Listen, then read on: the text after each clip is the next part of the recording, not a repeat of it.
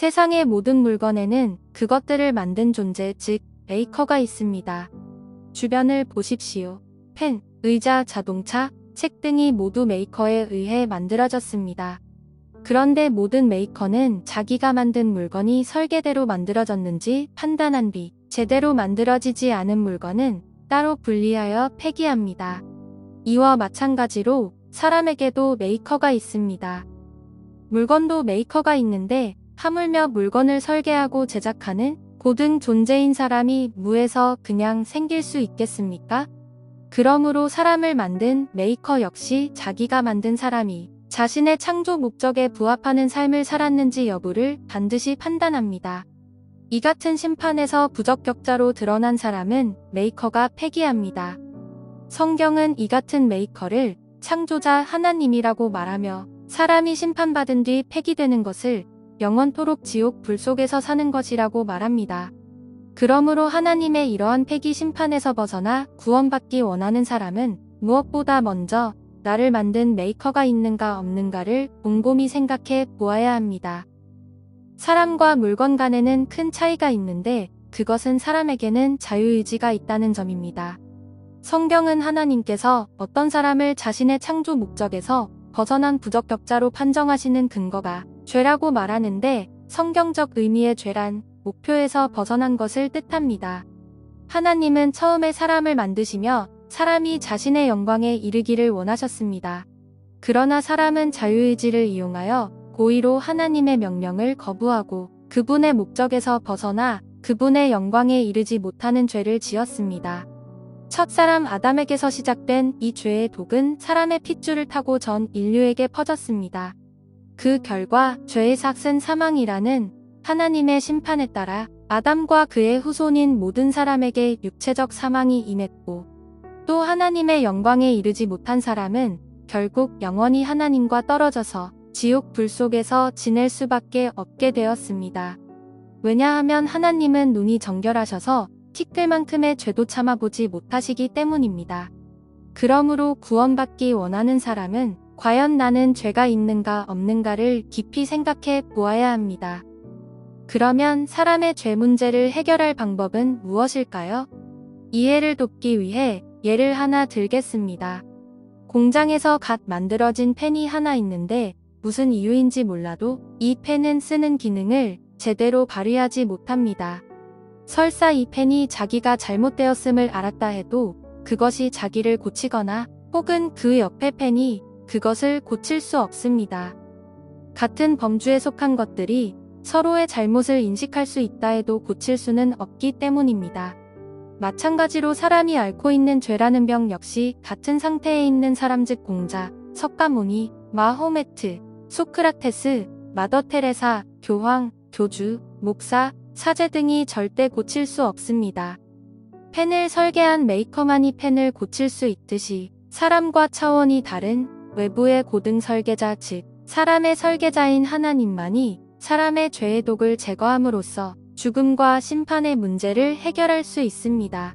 사람의 죄의 병을 고치기 위해 하나님께서는 처녀 탄생을 통해 직접 사람의 몸을 입고 이 땅에 내려오셔서 죄 없는 삶을 사시고 온 인류를 대신하는 완전한 희생 예물이 되셔서 십자가에서 죽으심으로써 단번에 하나님의 공의를 완전히 만족시키셨습니다.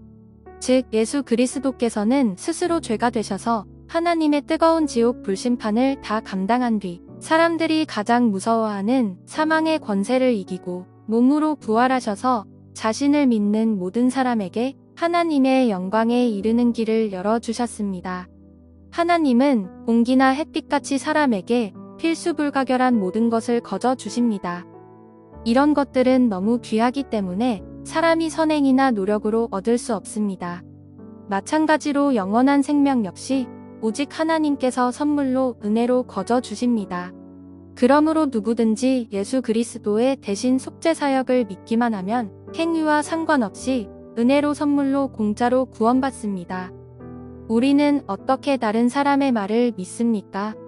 그 사람의 신실함에 근거해서 믿지 않습니까? 그런데 거짓말하실 수 없는 하나님 곧 온 천하 만물을 만드신 분께서 분명히 이렇게 말씀하셨습니다. 하나님께서 세상을 이처럼 사랑하사 자신의 독생자를 주셨으니 이것은 누구든지 그를 믿는 자는 멸망하지 않고 영존하는 생명을 얻게 하려 하심이라. 사람의 말을 신뢰하지 말기 바랍니다. 구원을 주시는 분은 하나님 한 분밖에 없습니다. 창조자 하나님 그분이 영원한 생명을 약속하시기에 우리는 그것이 진리임을 믿습니다. 죄의 삭은 사망이나 하나님의 선물은 예수 그리스도 우리 주를 통해 얻는 영원한 생명이니라. 인생은 마치 기차역을 향해 달리는 사람과 같습니다. 많은 사람이 단 몇 시간을 아끼려고 열차 시간에 늦지 않게 부지런히 역을 향해 달리고 있습니다. 그렇지만 영원이라는 무궁한 시간을 아끼려 하는 사람은 많지 않습니다. 지혜로운 사람이 되십시오. 하나님의 심판의 시간은 언제 당신에게 닥칠지 모릅니다. 그러므로 사람을 만드신 창조자 하나님을 기억하고 그분께서 베푸시는 방법을 그대로 믿고 수용하십시오. 그러면 다시 태어나는 기적이 당신에게 일어납니다. 오직 그분의 말씀만을 신뢰하십시오. 그분께서 약속하신 대로 그분을 신뢰하는 사람은 누구나 다 값없이 구원의 기쁨을 누릴 수 있습니다. 더 미루지 말고 오늘 주님께 나오시기 바랍니다. 앞에서 살펴보았듯이 온 세상 만물은 다 만들어졌습니다. 즉, 창조자가 있습니다. 사람이라는 가장 고등한 생명체 역시 그냥 우연히 생기는 것은 불가능합니다. 아메바 같은 단순한 생명체에서 사람으로 진화했다는 진화론은 하나님을 믿지 않으려는 사람들이 상상 속에서 꾸며낸 허구에 지나지 않습니다. 그 크기를 제대로 측량하기조차 어려운 우주와 그 안에 있는 지구가 그냥 생기는 것은 연력학적으로 불가능합니다. 이 모든 것을 만든 창조자가 반드시 있을 수밖에 없습니다. 성경은 첫머리에서 그 창조자를 하나님이라고 말합니다. 처음에 하나님께서 하늘과 땅을 창조하시니라. 우주를 창조하신 하나님은 당연히 우주보다 더 크고 권능이 월등하게 넘치는 분이어야 합니다. 또한 온 세상 만물보다 훨씬 더 고등한 존재여야 합니다. 또한 온 천하 만물을 만드신 창조자 하나님은 누군가에 의해 만들어진 존재가 아니어야 합니다. 그래서 성경은 다음과 같이 말합니다. 하나님께서 모세에게 이르시되 나는 곧 스스로 있는 자니라 하시고 또 이르시되 너는 이스라엘 자손에게 이같이 말하기를 스스로 계신 이께서 나를 너희에게 보내셨느니라 하라. 이 말씀이 보여주듯이 하나님은 유일한 창조자시요 만들어지지 않고 스스로 존재하는 유일무이한 분이십니다. 온 우주 공간에 나는 I am이다. 즉 나는 스스로 있는 자다라고 말할 수 있는 존재는 오직 하나님 한 분밖에 없습니다.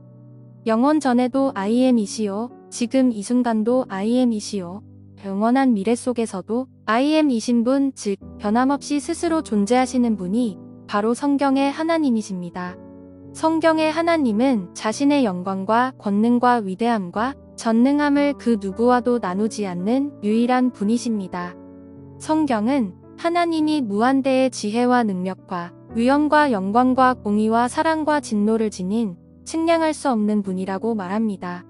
하나님의 사랑과 긍휼과 은혜가 영원토록 무한하듯이 하나님의 공의와 진노와 심판 역시 영원토록 무한합니다. 몸은 죽여도 혼은 능히 죽이지 못하는 자들을 두려워하지 말고 오직 혼과 몸을 다 능히 지옥에서 멸하시는 분을 두려워하라. 이렇듯 무한한 권능을 소유하신 하나님의 눈앞에서 지구는 먼지보다도 작고 이 지구에 살고 있는 사람은 먼지의 100만분의 1도 안 되는 매우 작은 존재에 지나지 않습니다. 이런 차원에서 성경은 하나님을 가리켜 거룩한 분이라고 말합니다. 여기서 거룩하다는 말은 창조자 하나님은 창조물과 전혀 다른 범주에 속하는 존재라는 말입니다. 즉 하나님은 유일하신 주님이시요 창조자이시고 사람을 포함한 그 외의 다른 모든 것은 다 만들어진 존재라는 뜻입니다. 바로 이것이 창조자 하나님의 거룩함입니다. 사탄 마귀는 원래 하나님의 왕좌가 있는 셋째 하늘에서 주님을 섬기던 존재였습니다. 사실 그는 매우 특별한 창조물로서 기름 부음을 받은 덮는 그룹이라는 천상의 존재로 창조되었습니다. 그러나 어느 순간 그의 마음속에 지극히 높으신 하나님처럼 되어 보겠다는 불법이 생겨나자 그는 자신을 따르는 악한 천사들과 함께 반역을 일으켰다가 결국 하나님의 왕좌가 있는 곳에서 쫓겨났습니다. 그 뒤에 하나님께서는 말씀으로 하늘과 땅을 창조하시고 하나님의 형상에 따라 이 땅에 사람을 창조하셨습니다. 이것을 지켜본 마귀는 사람을 시기하고 미워하다가 마침내 이브에게 접근해 하나님께서 금하신 것 즉 선악을 알게 하는 나무의 열매를 먹게 하였고 또 이브는 그것을 아담에게 먹게 함으로써 마침내 하나님께서 창조하신 사람에게 죄가 들어왔습니다. 그리고 이 죄로 인해 하나님과 사람 사이에는 건널 수 없는 심연의 간격이 생기게 되었습니다.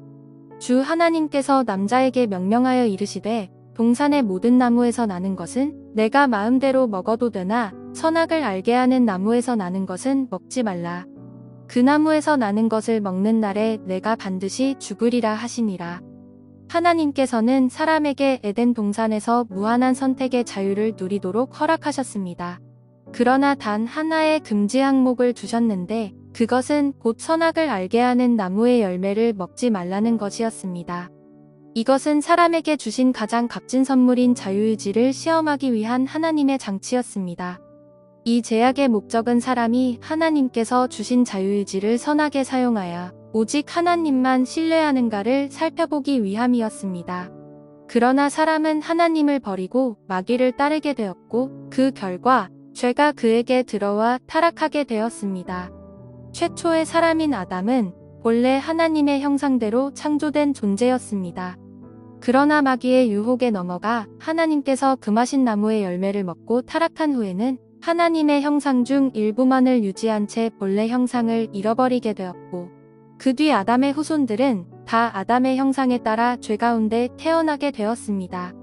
아담이 130년을 살며 자기 모양대로 자기 형상에 따라 아들을 낳아 그의 이름을 셋이라 하였더라.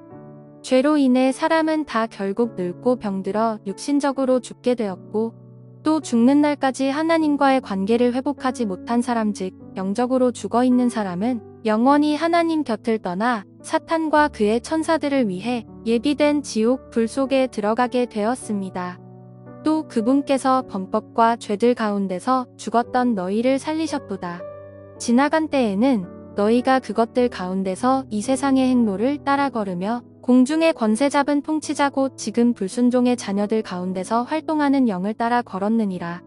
지나간 때에는 우리도 다 그들 가운데서 우리 육신의 욕심 안에서 생활하며 육신과 생각의 욕망을 이루어 다른 사람들과 같이 본래 진노의 자녀들이었으나 아담 이후의 모든 사람 즉 죄 가운데 태어나 영적으로 죽어있는 사람은 이제 막 새로 구매했지만 아직 개통되지 않은 스마트폰에 비유할 수 있습니다.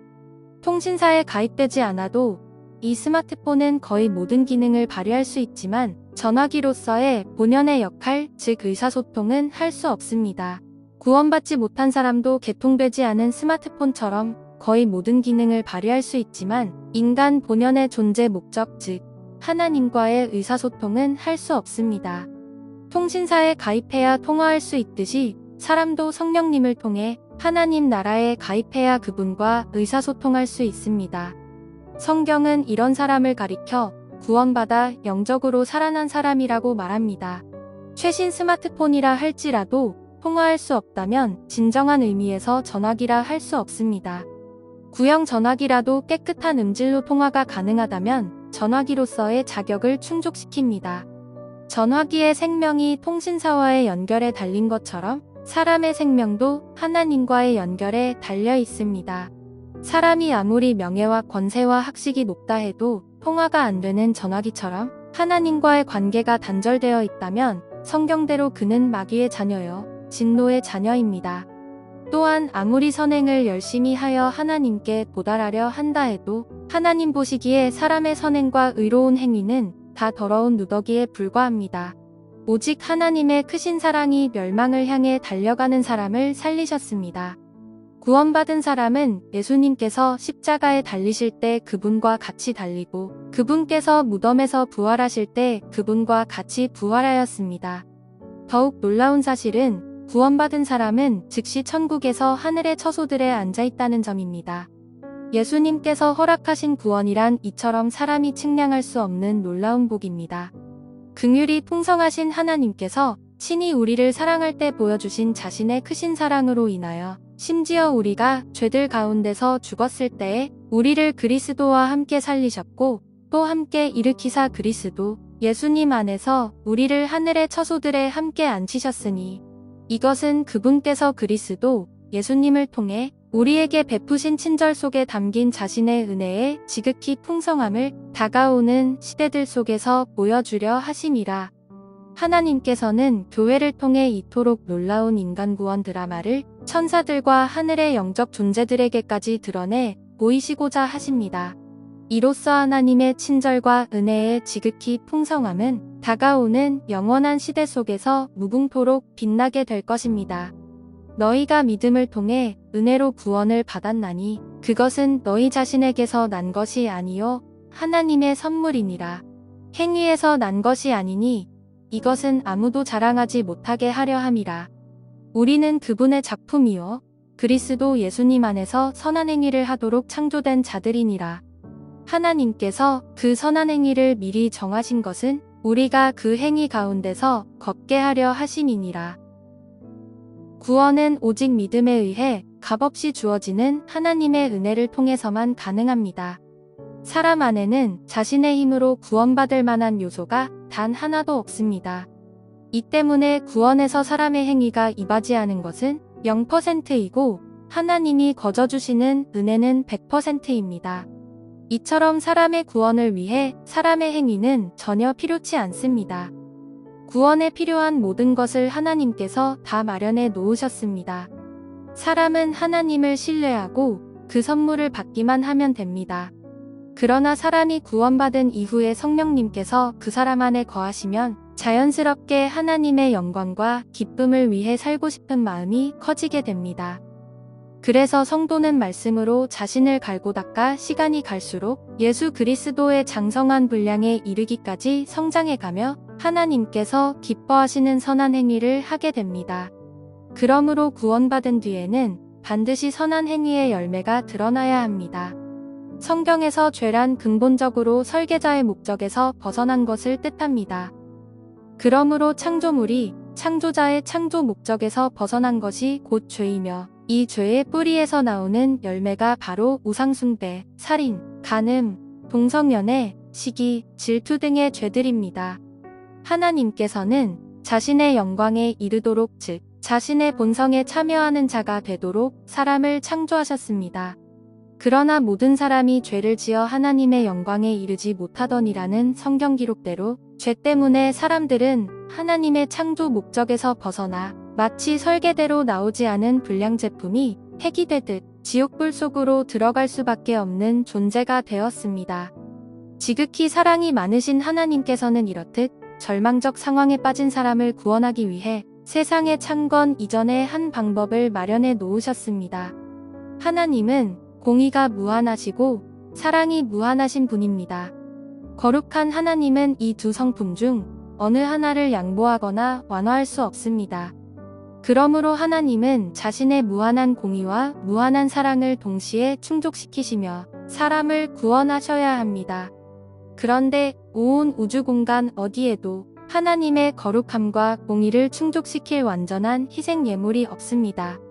그래서 하나님께서는 자기 아들을 이 땅에 보내셔서 그 아들 예수 그리스도께서 사람의 모든 죄를 짊어지고 십자가에서 죄가 되어 죽게 하심으로써 자신의 완전한 공의의 심판을 그분에게 쏟아 부으셨고 이로써 자신의 거룩함과 공의를 완전히 충족시키셨습니다.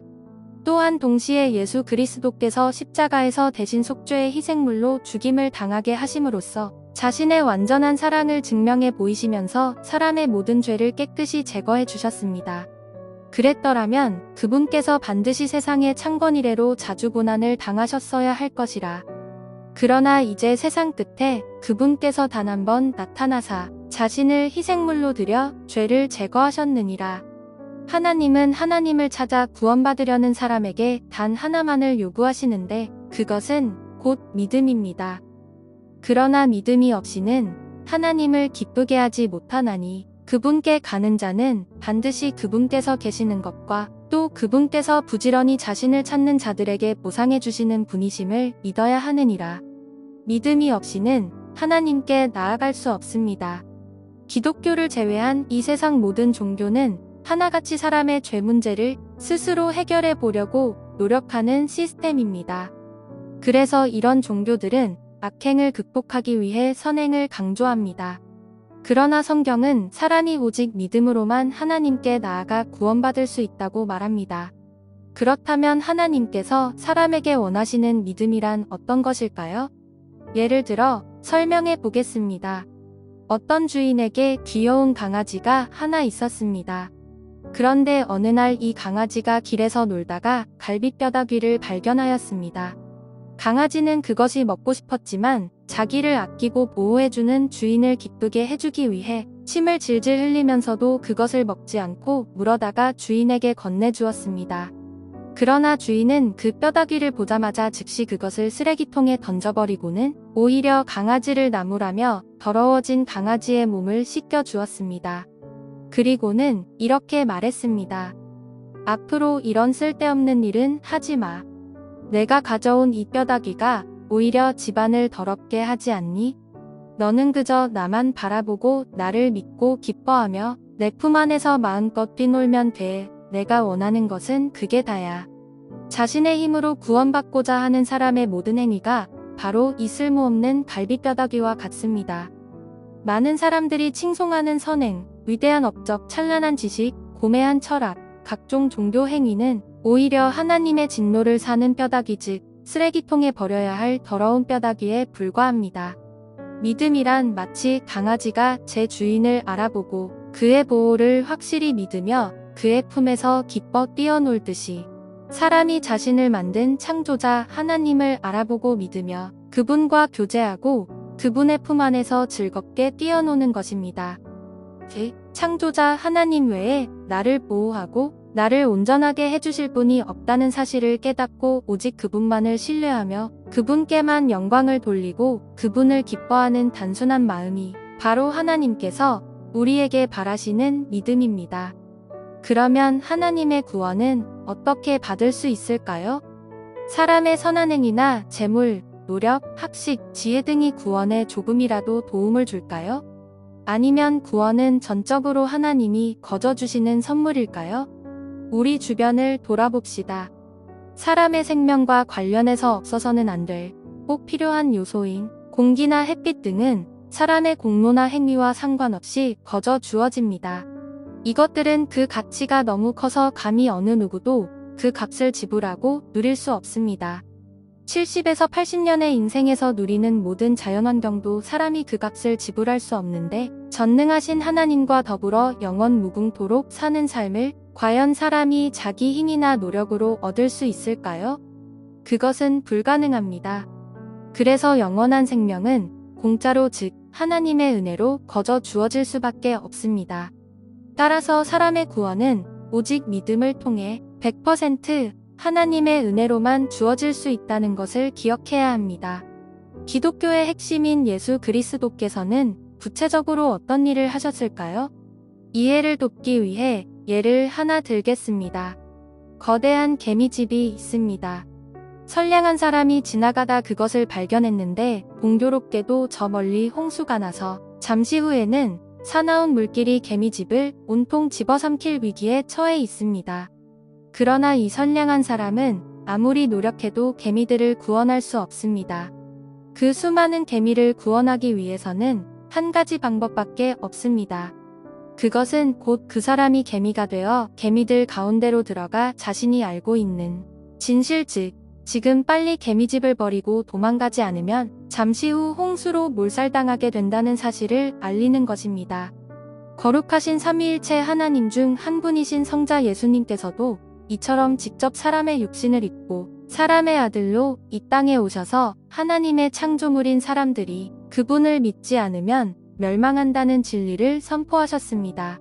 하나님께서 이같이 무지하던 때를 눈감아 주셨으나 이제는 모든 곳에서 모든 사람에게 회개하라고 명령하시나니 이는 그분께서 한 날을 정하사 그날에 자신이 정하신 그 사람을 통하여 세상을 의로 심판하실 터이기 때문이라.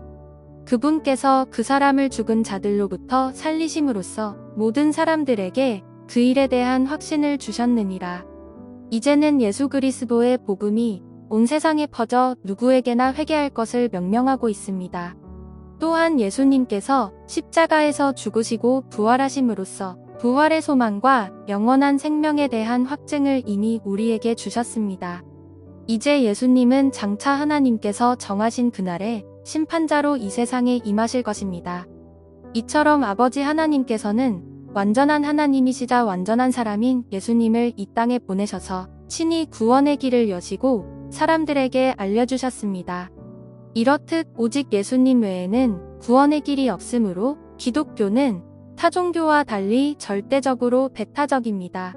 그러므로 타종교에도 구원이 있다고 주장하는 종교다원주의와 WCC 종교통합운동 등은 모두 하나님과 상관없는 진리를 떠난 사람들의 어리석은 종교놀이에 지나지 않습니다.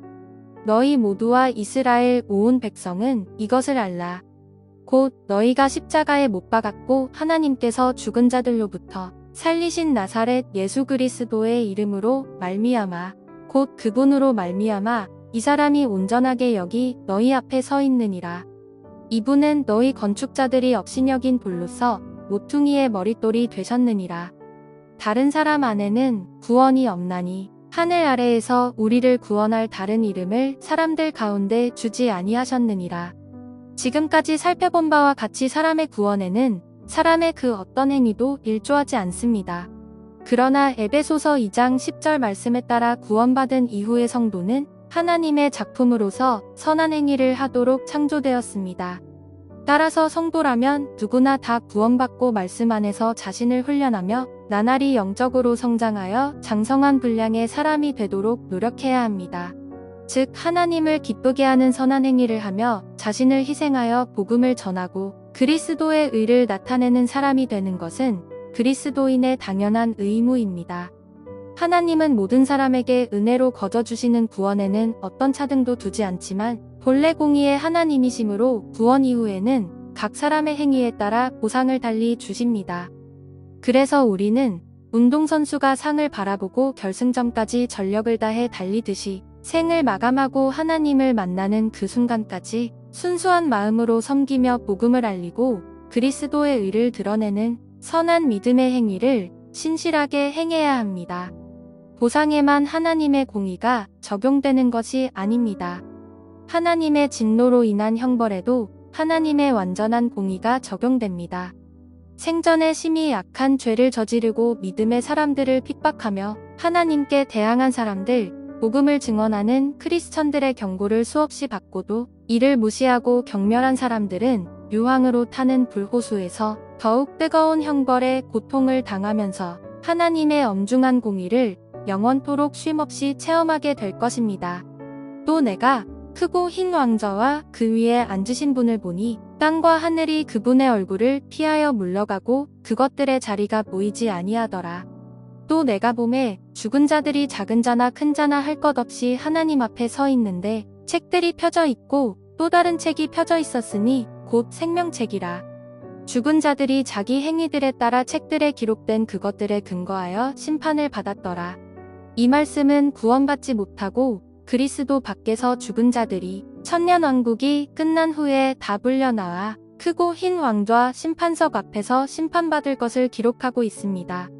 이 심판 뒤에 불신자들은 사탄 마귀와 그의 천사들을 위해 하나님께서 예비하신 지옥 불 속에 들어가 영원 무궁토록 고통을 당할 것입니다. 아침 출근 시간에 밖으로 나가 대중교통을 이용해보면 그야말로 분주하게 단 몇 초를 아끼며 바삐 움직이는 사람들을 흔히 볼 수 있습니다. 사람들은 누구나 시간의 소중함을 잘 알고 있습니다. 지금도 계속해서 지나가는 시간은 양초가 불꽃을 내며 연소하여 없어지듯이 다시는 돌아오지 않는 순간입니다. 흐르는 물과 같은 시간 속에 사는 사람에게 절실하게 꼭 필요한 것은 무엇일까요? 사람은 장성해서 결혼하면 자녀를 낳고 행복한 삶을 위해 땀을 흘리며 일합니다. 세월이 흘러 나이가 들면 누구나 안정되고 행복한 노년을 준비합니다. 그러나 그 다음에는 무엇이 있습니까? 정작 가장 중요한 이 문제를 고민하는 사람들은 많지 않습니다. 행복한 노년을 맞이하기도 힘든 세상이지만 그런 노년은 고작해야 20년에서 길면 30년 정도입니다. 그 이후에 펼쳐지는 끝없는 시공간에는 과연 무엇이 있을까요? 요즘처럼 각종 보험이 넘쳐나는 때에도 죽은 후의 삶을 보호해줄 보험이란 세상에 존재하지 않습니다.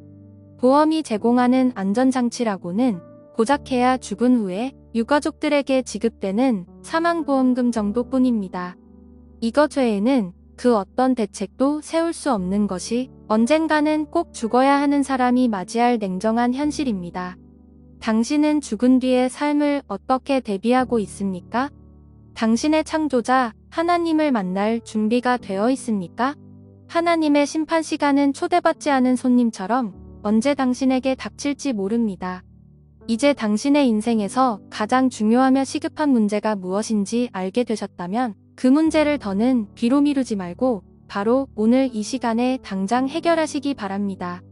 오직 오늘이라 불리는 때에 서로 날마다 권면하여 너희 중에 아무도 죄의 속임수를 통해 강팍하게 되지 아니하도록 하라. 기회는 항상 당신을 기다리지 않습니다. 특히 구원의 기회를 놓쳤을 때 감당해야 할 대가는 상상을 초월합니다. 무한대의 영역에 계시는 하나님의 진노가 영원 무궁토록 바로 당신에게 임할 것이기 때문입니다. 지금 당신의 삶은 맹렬한 속도로 날카롭게 돌아가는 원형의 칼날 바로 앞에 놓여 있습니다. 칼날이 닿기 직전까지 당신에게는 아무 일도 일어나지 않습니다. 칼날과 당신이 아직 떨어져 있기 때문입니다. 그러나 이 시급한 문제를 해결하지 않는다면 당신 앞으로 서서히 다가오는 그 날카로운 칼날에 당신은 결국 파멸당하고 말 것입니다. 그러므로 지금 당장 당신 앞에 놓인 날카로운 칼날을 저 멀리 치워버려야 합니다. 예수님의 약속대로 누구든지 그분을 신뢰하는 사람은 값없이 거저 구원의 기쁨을 누릴 수 있습니다. 이렇게 구원받은 사람은 하나님의 본성에 참여하는 놀라운 특권을 받습니다. 예수 그리스도와 함께 온 세상 우주 만물을 공동으로 상속하는 존재가 됩니다. 그러므로 당신의 무지와 교만과 고집을 내려놓고 지금 바로 당신의 창조자이신 하나님 앞으로 나오시기 바랍니다. 하나님은 당신이 끝끝내 진리를 거부하고 마지막 기회마저 소진하며 이 세상을 떠나간 수많은 사람들처럼 되는 것을 절대 원치 않으십니다. 더 이상 미루지 마십시오. 오늘 지금 당장 유일한 구원자이신 예수님께로 돌이키시기 바랍니다. 주께서는 자신의 약속에 대해 어떤 사람들이 더디다고 생각하는 것 같이 더디지 아니하시며 오직 우리를 향하여 오래 참으사 아무도 멸망하지 아니하고 모두 회개에 이르기를 원하시느니라. 그러나 주의 날이 밤에 도둑같이 오리니 그날에는 하늘들이 큰 소리와 함께 사라지고 원소들이 뜨거운 열에 녹으며 땅과 그 안에 있는 일들도 불태워지리라.